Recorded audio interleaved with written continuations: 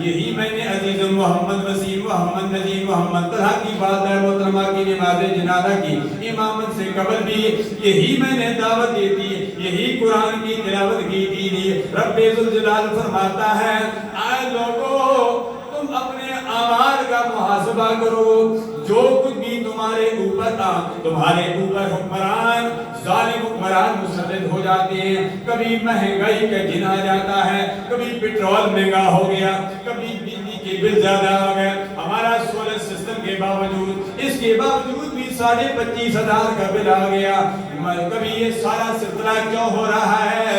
اس لیے ہو رہا ہے کہ قوم بے راہی کا شکار ہے، قوم نے تعلیمات مصطفیٰ کو فراموش کر دیا ہے، قرآن مجید کو فراموش کر دیا ہے۔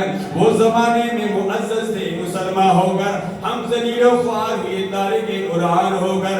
ضرورت اس امر کی ہے ہم اپنا محاسبہ کریں، ہم انفرادی طور پر اجتماعی طور پر رب ذوالجلال سے معافی مانگیں۔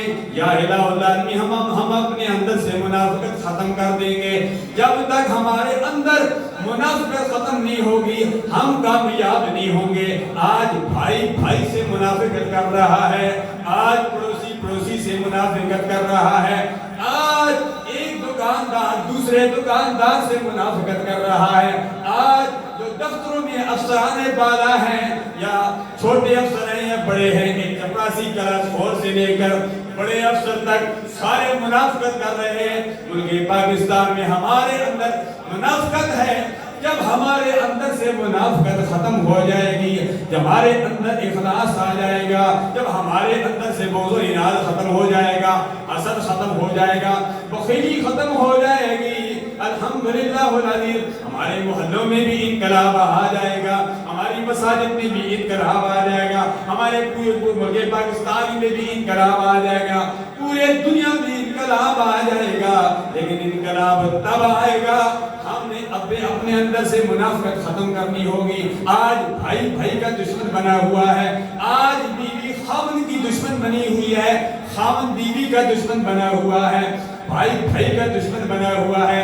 آج عزیز و وقار ایک دوسرے کے دشمن بنے ہوئے ہیں، ایک دوسرے کے دستوں گریبان ہیں، کوئی دوسرے کو برداشت کرنے کے لیے تیار نہیں، کوئی دوسرے کو عزت دینے کے لیے تیار نہیں۔ ہمارے اندر حسد ہے۔ اتقوا، سرکار نے فرمایا اتقوا الشح فإن الشح ہلاک، فرمایا ہلاکت سے، فرمایا بخیلی سے بچو، حسد سے بچو، فرمایا جب تمہیں بخیلی کرو گے بخیلی تمہیں ہلاکت تک پہنچائے جا بجا دے گی۔ آج میں نے بھی محاسبہ کرنا ہے، آپ نے بھی محاسبہ کرنا ہے، ہمارے اندر کتنی بخیلی ہے، ہمارے اندر کتنا حسد ہے، ہمارے اندر کتنی اقربا پروری ہے، رشوت ہے، سود ہے۔